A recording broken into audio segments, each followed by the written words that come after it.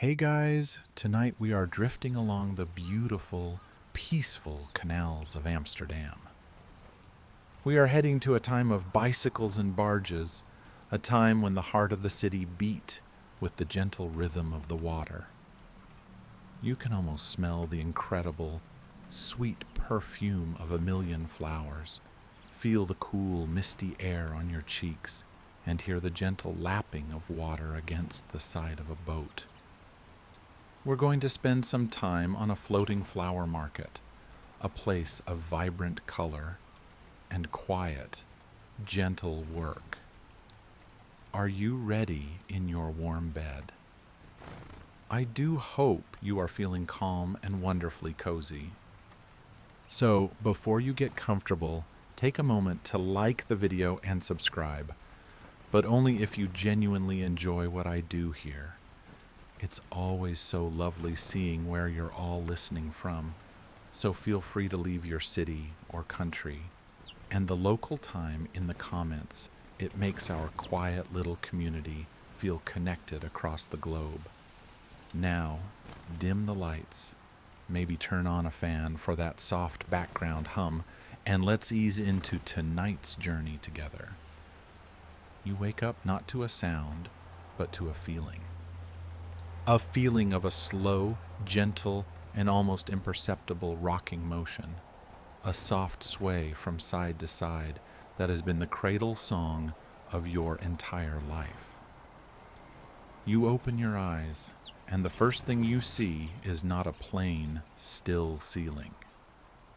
It is a beautiful, shifting, watery pattern of light, the reflection of the sun on the canal water, dancing above you on the low, curved wooden beams of your small cabin. You are Annelies, and your home is a boat. Not just any boat, but a long, wide, sturdy wooden barge moored on one of the grand canals of the Amsterdam Canal Ring. Your home is a floating flower shop, a famous and beloved splash of color and life in the heart of the city. This floating market, the Bloemenmarkt, is a part of the city's soul.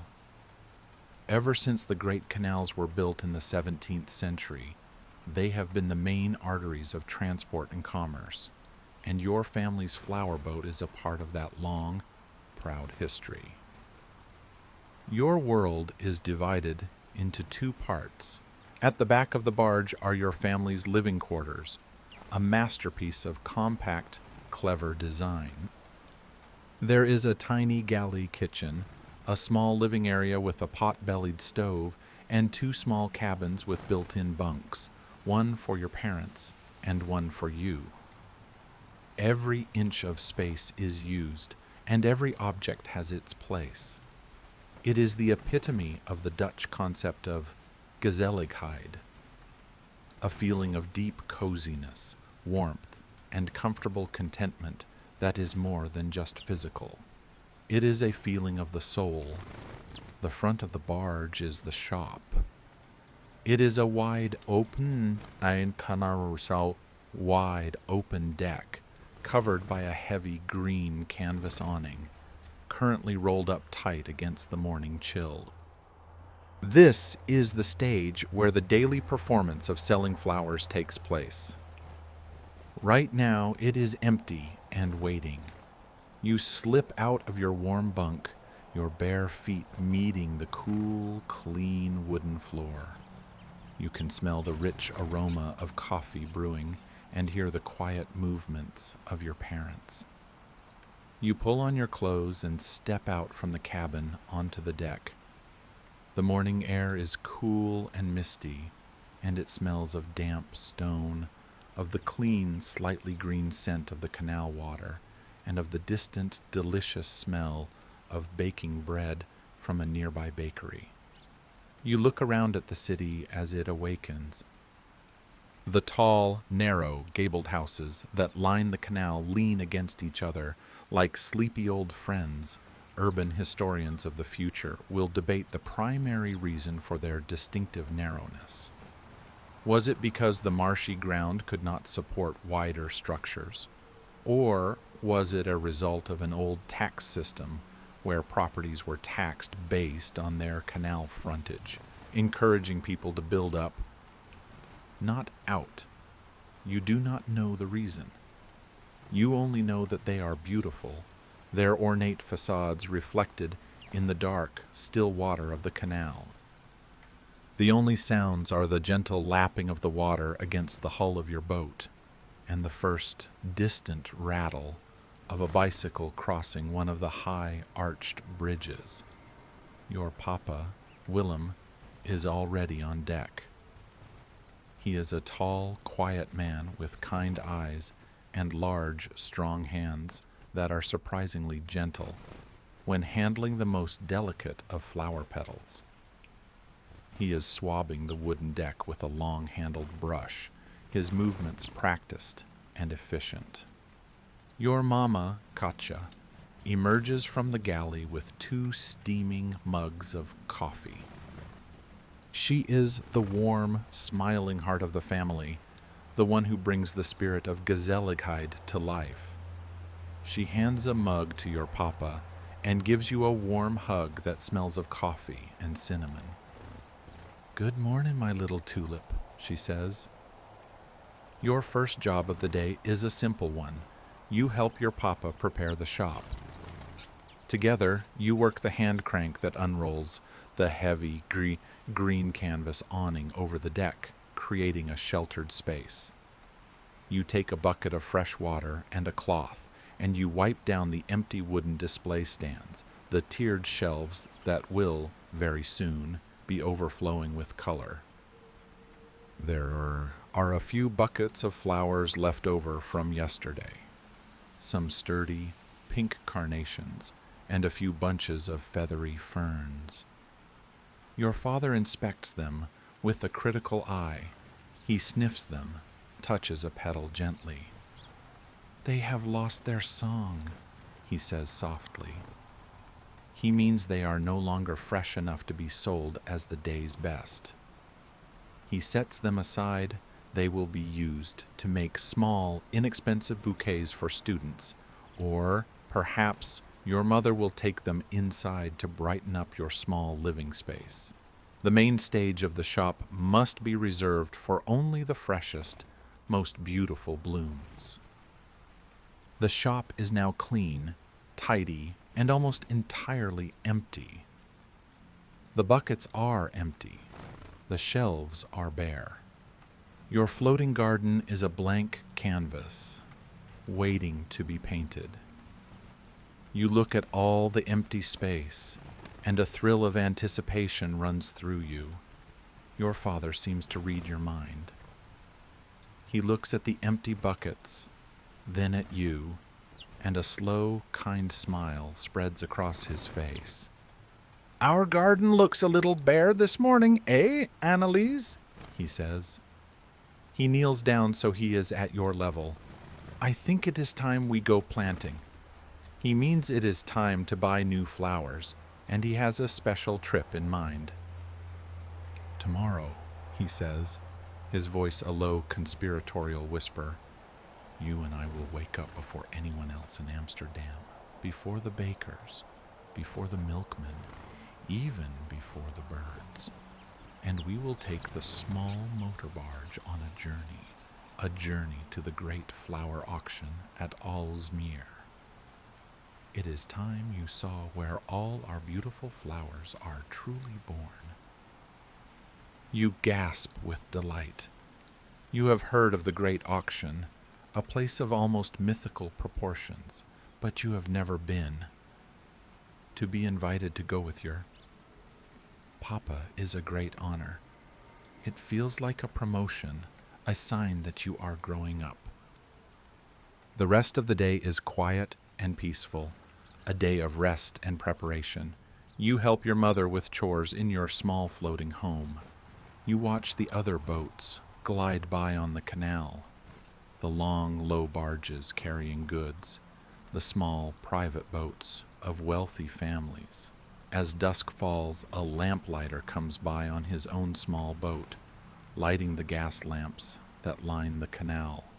their soft golden glow illuminating the beautiful, arched bridges and reflecting in the dark water. You go to bed early that night, your mind buzzing with the promise of the journey to come. You lie in your bunk, gently rocked by the water, and you imagine the sights and smells of the great flower auction. You imagine the thousands, the millions of flowers all gathered in one place. Your empty flower boat is a promise, a quiet stage waiting for its actors to arrive, and tomorrow you will help to bring them home. It feels like the middle of the night when your papa gently shakes you awake. The gentle rocking of the boat is the only movement in a world that feels completely still. Through the small porthole in your cabin, you can see that the sky is a deep, star-filled black, the moon casting a silvery sheen on the dark water. The city of Amsterdam is profoundly asleep. "Time to go, my little flower," your papa whispers, his voice a low rumble so as not to wake your mother. The tulips will not wait. You dress quickly, pulling on a thick woolen sweater over your clothes, and tiptoe out to the deck. The air is cold and damp, and a low mist hangs over the canal, softening the edges of the world. Your papa is already at work, untying not your large flower boat, but a smaller, more nimble work barge of vlet that is moored alongside. It has a small, sputtering motor at the back. He helps you aboard and wraps a thick blanket around your shoulders. With a soft gurgle and a low chug-chug-chug, the small motor comes to life, the sound seeming impossibly loud in the deep silence of the pre-dawn city. Your papa steers the vlet away from your floating home, and you begin to glide through the dark, sleeping canals. Seeing your city like this is a rare and magical gift. The tall, gabled houses are dark, silent silhouettes, their windows like closed eyes. The grand arched bridges you cross every day are completely empty, their gas lamps casting long, lonely, golden reflections that shimmer and break in your wake. The water is like polished black glass, and the whole world feels like a secret that is being shared only with you. You are seeing the city's bones, its quiet, private self, before it puts on its busy, daytime face. You leave the main canal ring, the Grachten Gordel, and motor into the wider, more industrial waterways that lead out of the city. As Amsterdam's lights fade behind you, the landscape transforms. The grand houses are replaced by low, flat fields and the dark, straight lines of smaller canals and ditches. You are entering the polder landscape, the vast expanse of land that was once the bottom of the sea. Hydraulic engineers and historians of the future will debate the full, long-term ecological effects of these massive land reclamation projects. But to you, it is simply a strange, flat, and watery world. A thick mist rises from the fields and the water, swirling around your small boat in ghostly white tendrils. You pull your blanket tighter and think of the old stories your grandmother used to tell you, stories of the witty weaven. The white women fog spirits that were said to drift over the fens and marshes at night, luring travelers from their path. Your papa sees you looking nervously at the mist and smiles. "They are only clouds on the ground, Annelies," he says, "nothing to be afraid of." As you travel, you see other boats, dark shapes in the mist, all heading in the same direction as you. They are the other flower merchants, the other farmers, all making this same pre-dawn pilgrimage.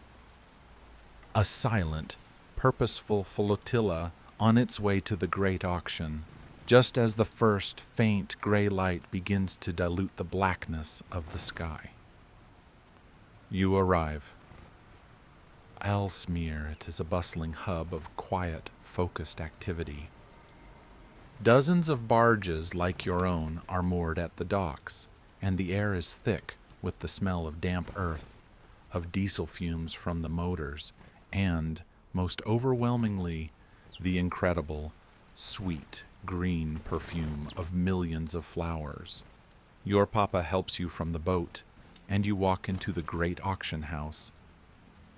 The room is vast, a cavernous hall filled with the cool, fragrant air of 1,000 gardens.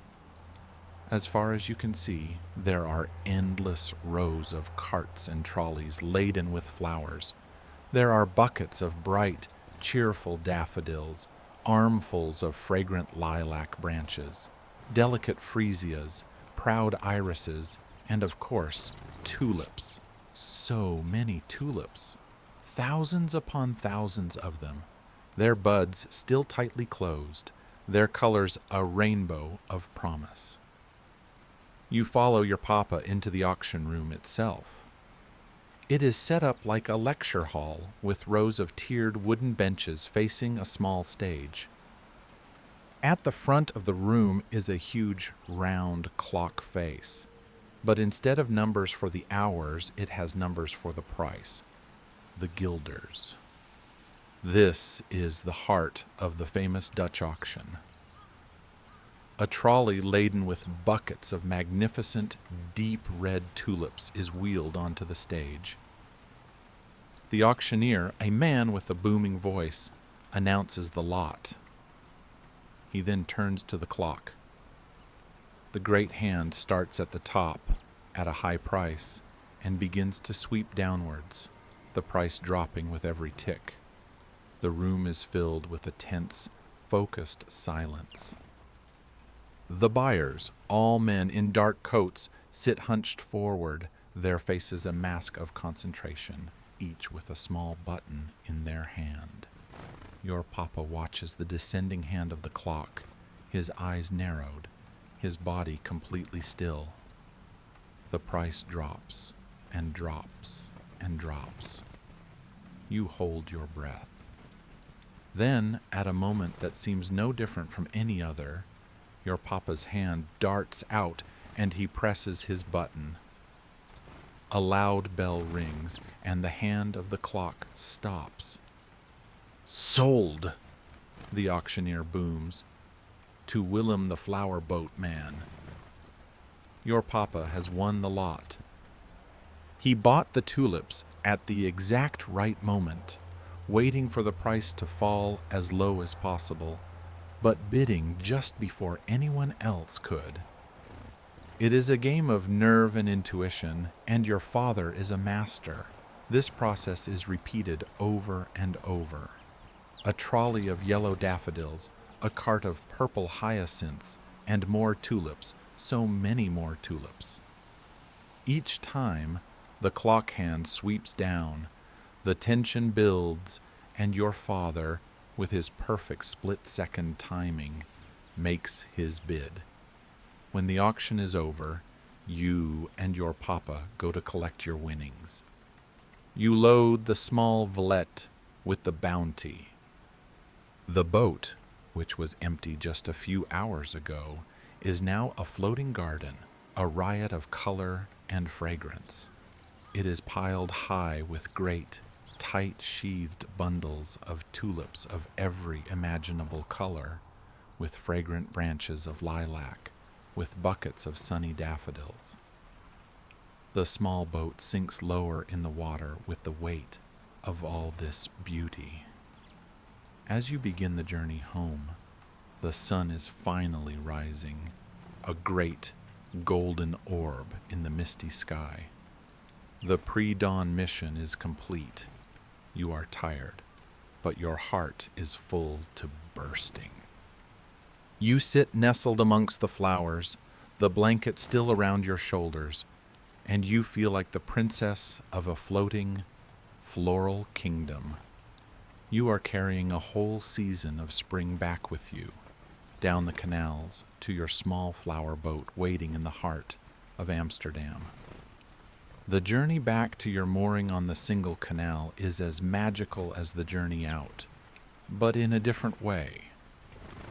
The sun is up now, a pale, watery gold disk in the morning sky. The mist is burning off, and the city of Amsterdam is coming to life. The black glass of the canals is now a shimmering blue-green surface, and the reflections of the tall, gabled houses are sharp and clear.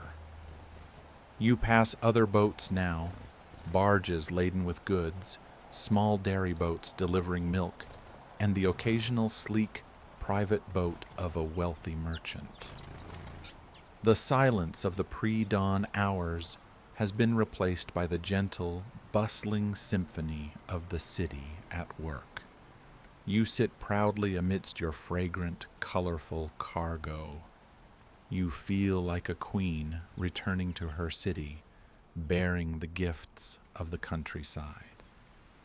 You trail your hand in the cool canal water, watching the city you love glide by.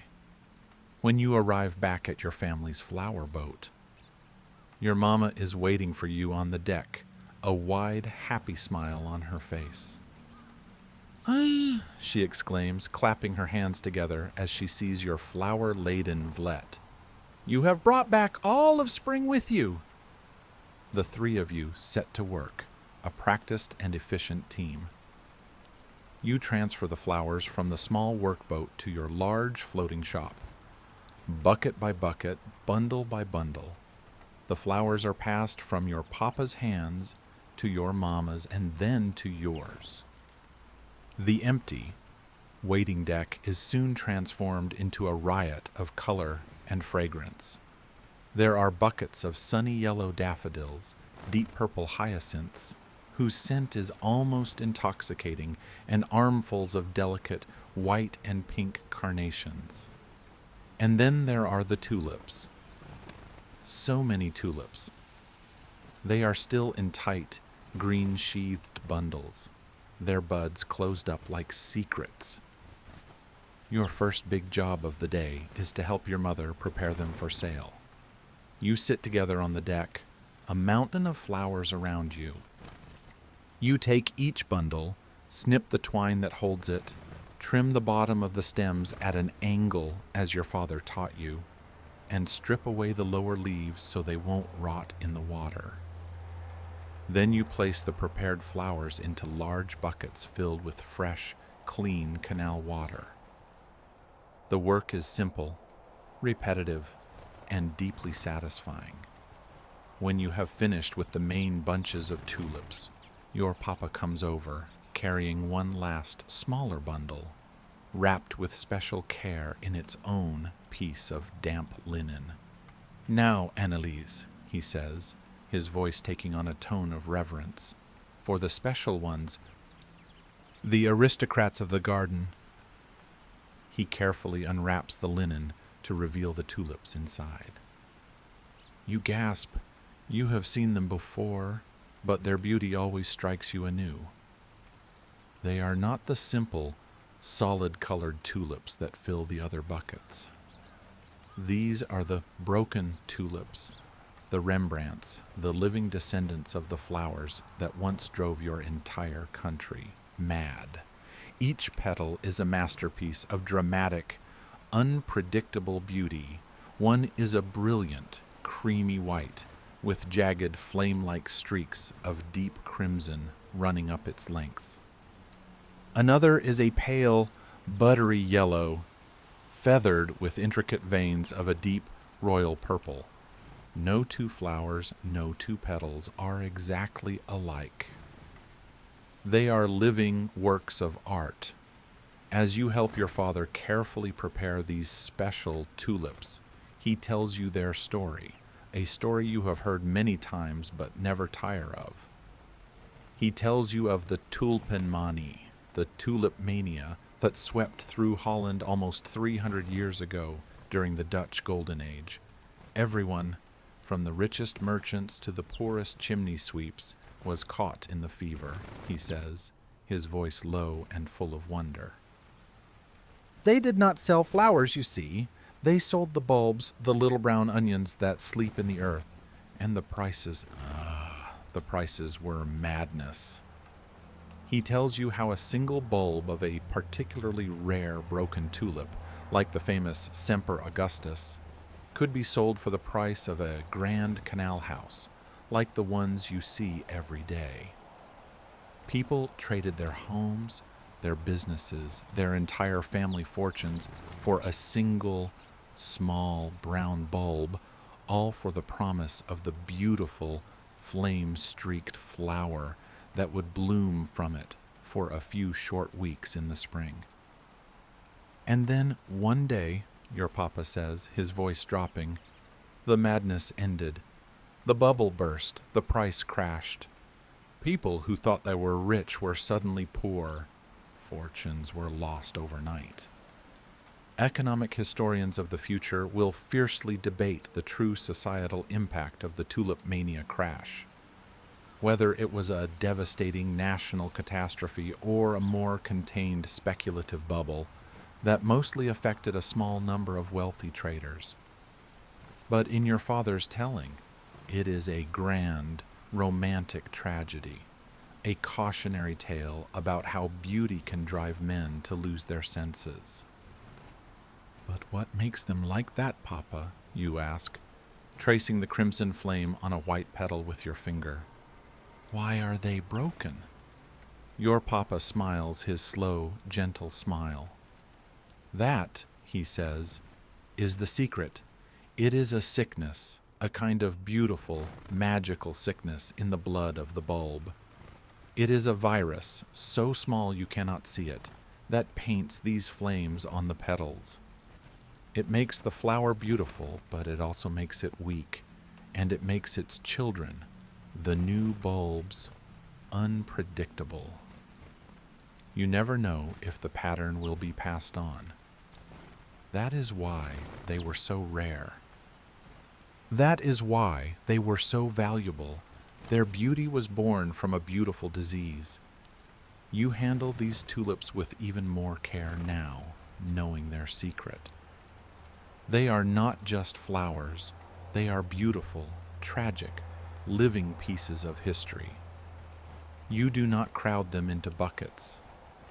Instead, you follow your father's instruction and place each one in its own individual, slender glass vase, where its unique, dramatic pattern can be admired without distraction. By the time you are finished, the floating shop has been transformed. It is no longer an empty wooden deck. It is a vibrant, fragrant, floating garden. The buckets are overflowing with color. But the place of honor on the top tier of the main display stand is reserved for the 24 glass vases, each holding a single, perfect, impossibly beautiful broken tulip, their flamed petals a silent, spectacular testament to the strange and wonderful history of your small, flower-obsessed country. You stand back and admire your family's work. The boat is ready. The garden is planted. And now you must wait for the people of Amsterdam to come and buy a small piece of this floating springtime for their own homes. With the last precious broken tulip placed carefully in its vase, your floating shop is now officially open for business. Your mother takes her place at the small wooden counter where she keeps her cash box and her spools of beautiful ribbon. Your father stands near the display stands, a quiet, welcoming presence, ready to help customers choose the perfect bunch of flowers. And your job, as always, is to be the watchful guardian of the deck, to keep things tidy and to enjoy the gentle theater of the Amsterdam day. The morning unfolds in a slow, pleasant rhythm. The city is fully awake now. The street that runs alongside your canal is a constant, gentle stream of traffic. a river of bicycles.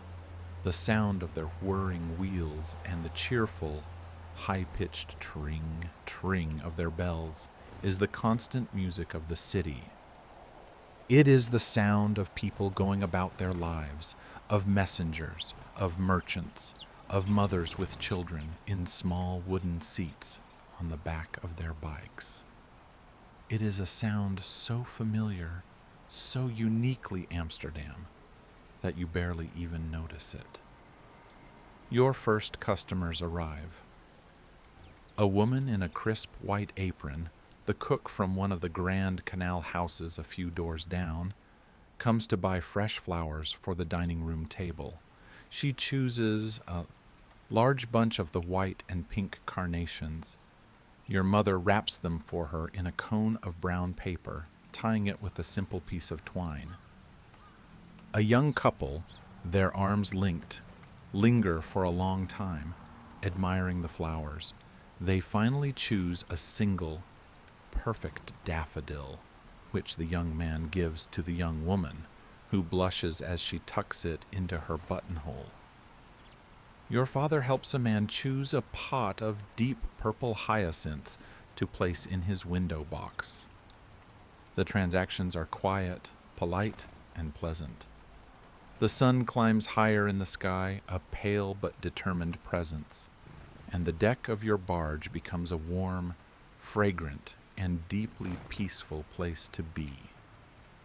You sit on your small wooden stool near the back, watching the light on the water, listening to the gentle murmur of your parents talking to customers, surrounded by the sweet perfume of 1,000 blossoms. And then you see him sauntering along the edge of the canal with an air of immense and unearned importance. Keys is a large, magnificent, and profoundly lazy ginger tomcat who officially belongs to the owner of the cheese shop across the street, but who really belongs to the entire neighborhood. In Amsterdam, cats are a beloved and essential part of the city's fabric. Their presence in shops and on barges considered both good luck and a practical way to keep mice at bay. Keys, however, seems to believe his only duty in life is to find the most comfortable and sun-drenched spot in the entire city for his afternoon nap. And today he has decided that spot is on your flowerboat.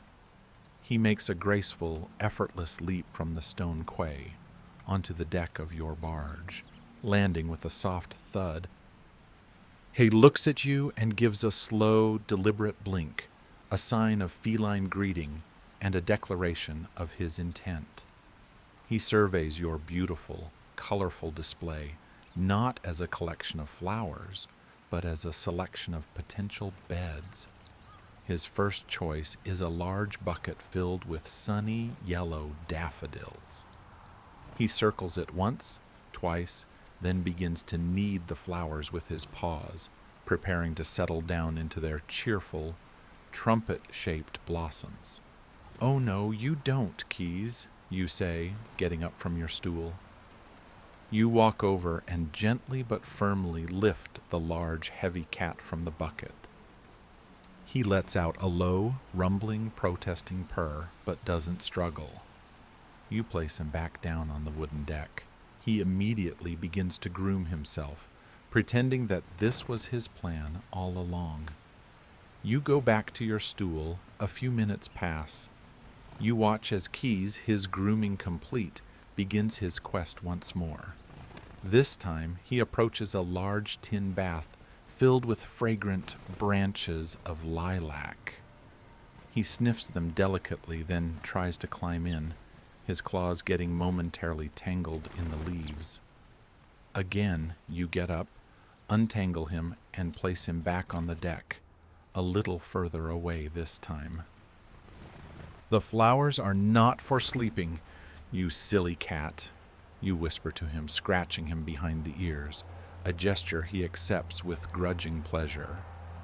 The afternoon becomes a slow, quiet, and amusing battle of wills between you and the determined cat. He is not a nuisance. Not really. He is just a very persistent creature of comfort. His final, most audacious attempt is to get to the tulips. He seems particularly drawn to a large bucket of brilliant red ones. You watch as he prepares to leap, his body tensing. Animal behaviorists of the future will debate the precise reasons for cats' attraction to certain plants. Is it the scent? The texture? A strange feline aesthetic preference? You do not know the reason, you only know that a large, sleeping ginger cat will crush the delicate stems of your beautiful tulips. You shoo him away just before he makes the leap. He looks at you with an expression of deep, personal offense, then proceeds to sit down just out of reach and stare at you with an unblinking gaze. It is a silent, furry war of attrition. Finally, you have an idea, a compromise. You go to the back of the boat and find an empty wooden crate, one that the hyacinths came in. It still smells faintly of earth and flowers. You take an old soft piece of burlap sacking and fold it into the bottom of the crate, creating a rustic, makeshift cat bed. You place the crate in the warmest patch of sun on the deck, not far from your own stool. "Here, Keys," you say, patting the burlap. "Look a bed just for you, much more comfortable than the tulips." He watches you, his green eyes narrowed suspiciously. He gets up, stretches languidly, and saunters over to the crate. He sniffs it cautiously. He puts one paw in, then the other.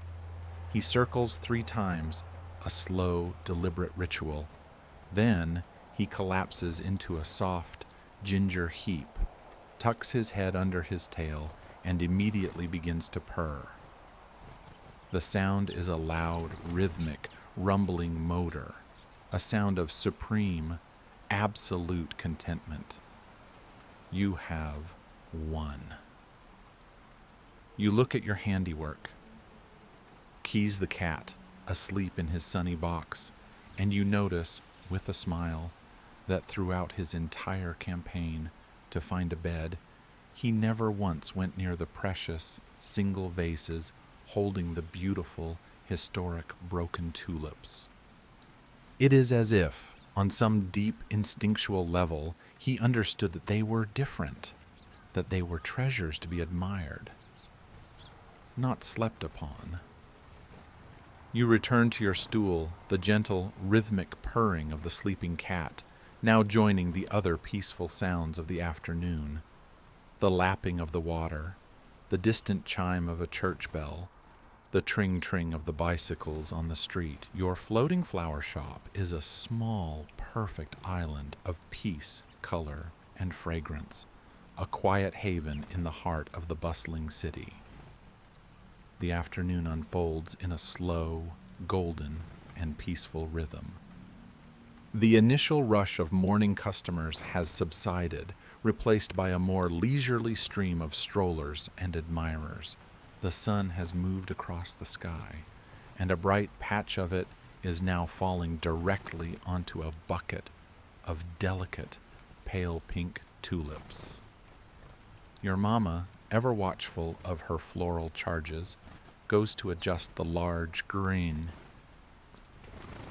canvas awning, cranking it out a little further to provide more shade. As she does, she pauses, her head tilted to one side. "Ah," she says, a small frown creasing her brow, "just as I thought." You get up from your stool and go to stand beside her. She points up at the awning.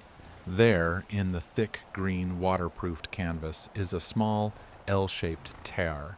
It is not large, perhaps the length of your hand, likely the result of a strong gust of wind in a recent storm, or simply the slow, inevitable wear and tear of a life lived outdoors. in a different time, a different world, the solution might be to replace the entire expensive awning. But that is not the way of your family. Textile historians and sociologists of the future will debate the long, slow transition from the make-do and mend cultures of the past to the disposable consumer cultures of the modern age. But on your flowerboat, that transition has not yet happened. An object of value, an object of utility, is not a thing to be thrown away at the first sign of imperfection. It is a thing to be cared for, to be preserved, to be mended. "Go and fetch my sewing basket, my sweet," your mama says. "The big one, we will fix this before the evening damp sets in." You go into the small, cozy cabin and retrieve your mother's sewing basket.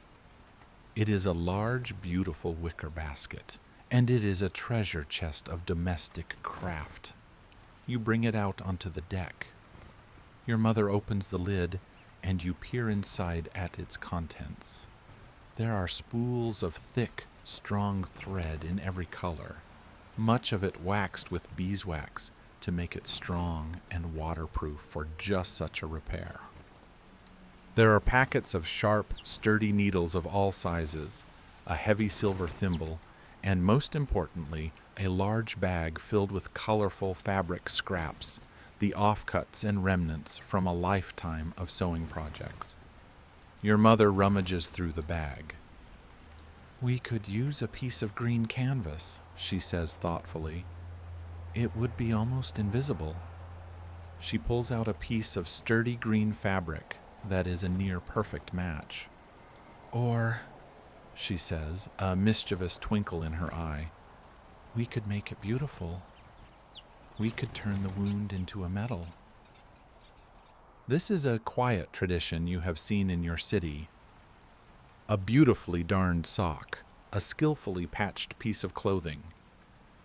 It is the art of visible mending, the belief that a repair should not be a thing of shame, to be hidden but a mark of history and care, a new layer to the object story.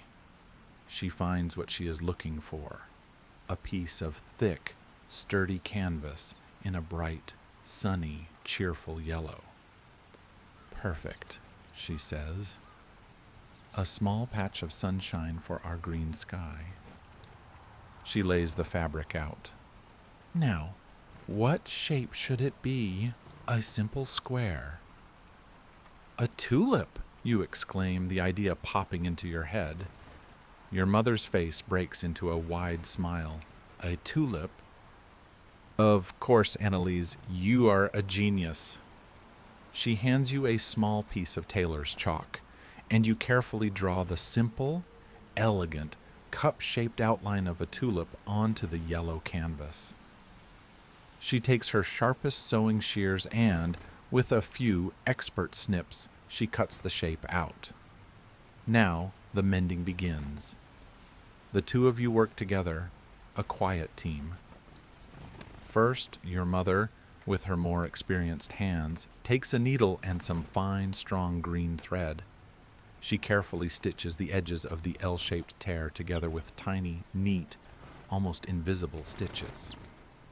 "This," she explains, "is to stop the tear from ever growing larger, to heal the initial wound. Next, you place your bright yellow canvas tulip over the mended tear, positioning it perfectly. Your mother then gives you your own needle, threaded with a dark green, waxed linen thread. You will sew the stem and the leaves," she instructs. "Simple, straight stitches I will sew around the flower." And so you work side by side in the warm, quiet afternoon. Your mother's hands move with a practiced, fluid grace, her needle dipping in and out of the heavy canvas, creating a border of tiny, perfect, strong stitches around the edge of the yellow tulip, binding it permanently to the green awning, Her silver thimble flashes in the sun as she pushes the thick needle through the resistant fabric. Your own work is slower, more deliberate. You are focused entirely on your small part of the task. You push your needle up from beneath the awning, pull the green thread through, and push it back down again, creating a single, straight stitch.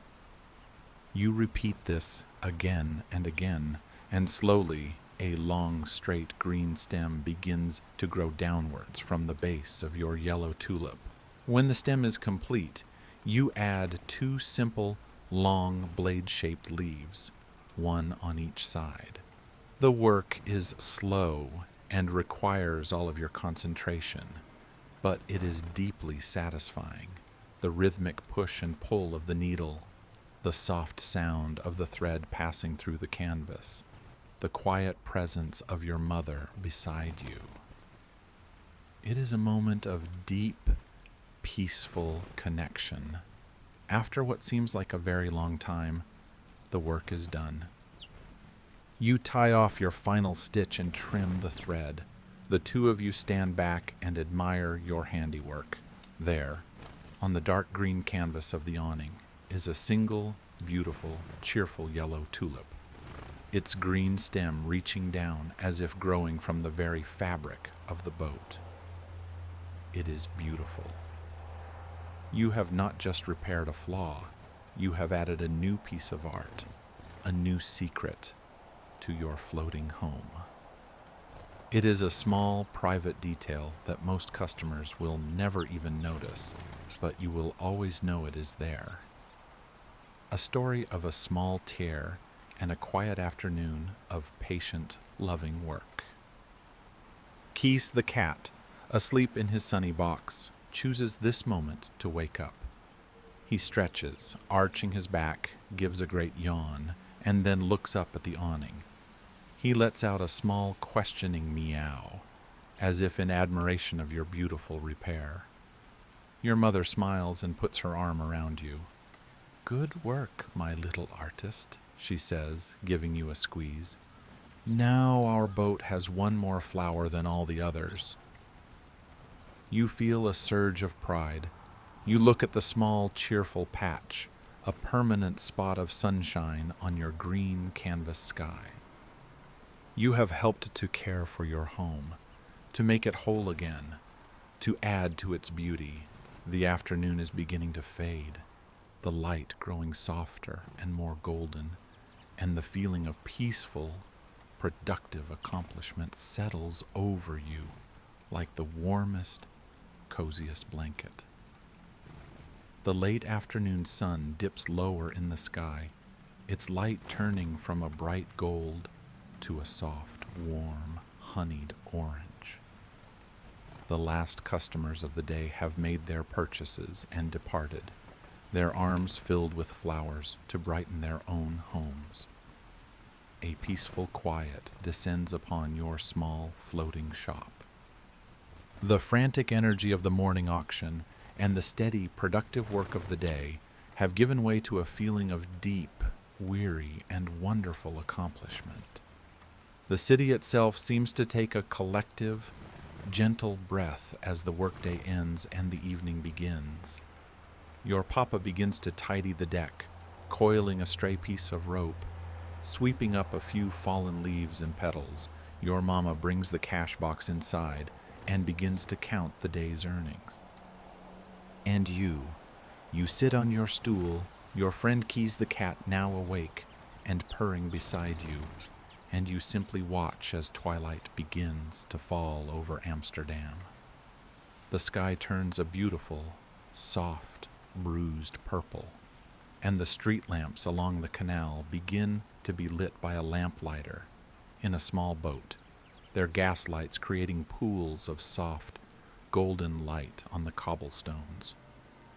The windows of the tall, gabled houses across the canal begin to light up one by one, revealing the warm, cozy scenes of family life within.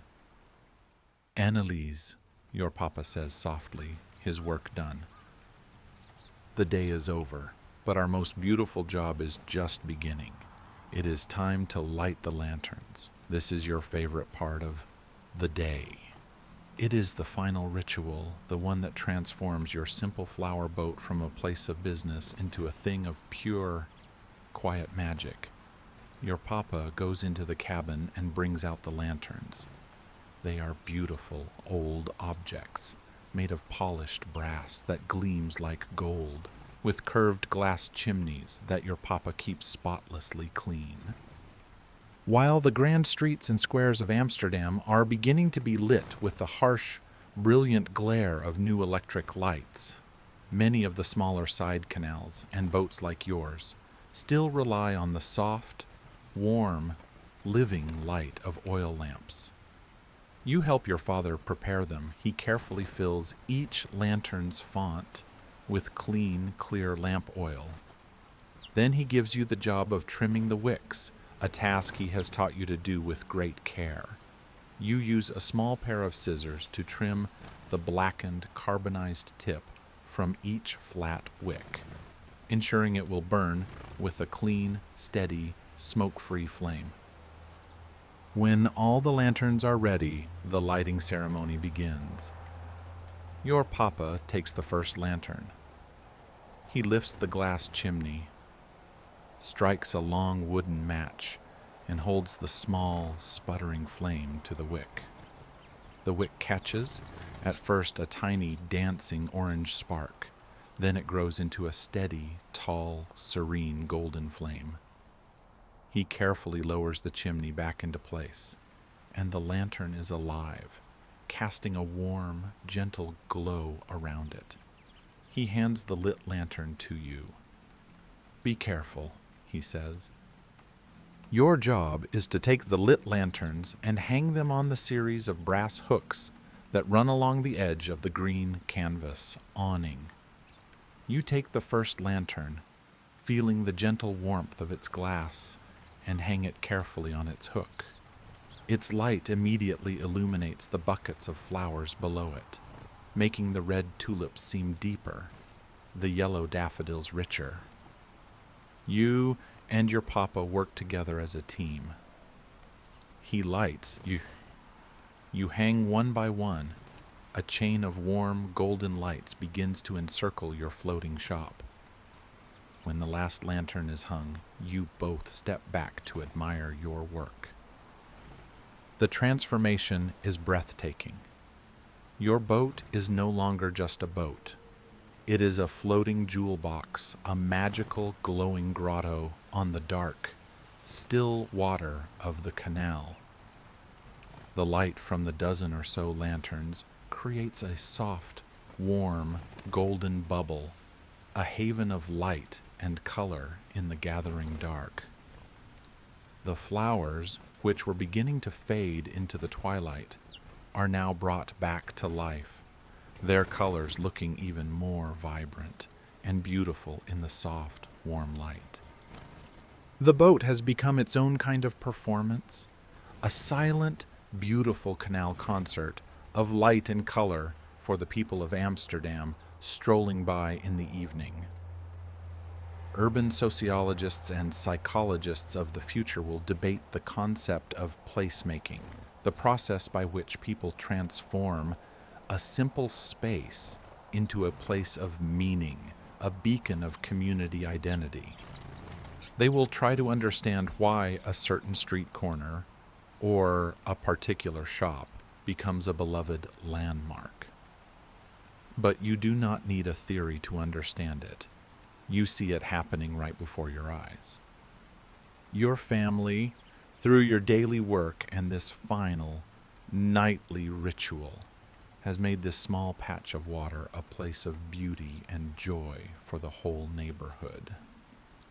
Your mama comes out from the cabin carrying 3 steaming mugs. It is hot chocolate, made with real dark chocolate shavings from the shop next door, a neighborly trade for a bunch of carnations. The 3 of you sit together on your stools, Keys the cat now purring on your lap, and you sip your hot chocolate in a comfortable, happy silence. You watch as people strolling along the canal slow down as they pass your boat. They stop and admire the beautiful, glowing display. They point out their favorite flowers to each other. They smile. Your little boat is giving them a small, quiet gift of beauty at the end of their day.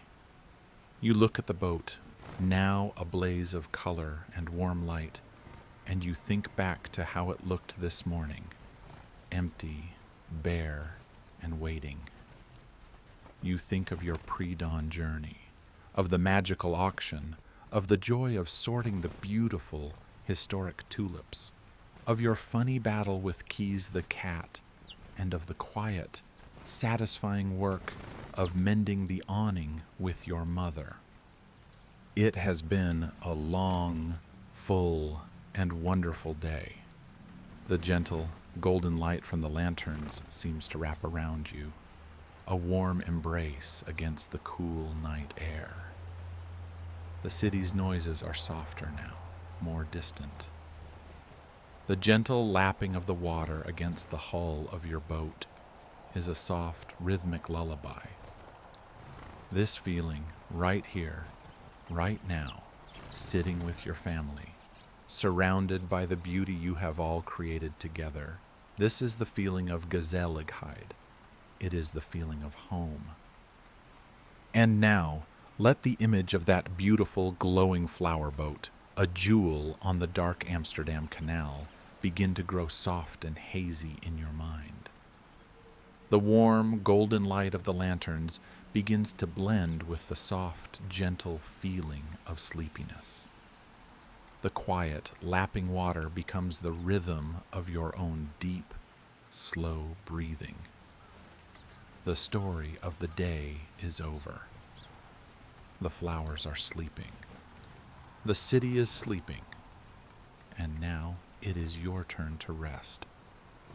Allow the feeling of that deep, cozy, and magical peace to be your gentle guide, carrying you away from the beautiful canals, away from the fragrant flowers, and into the quiet, safe, and deeply restful harbor of your own sweetest dreams.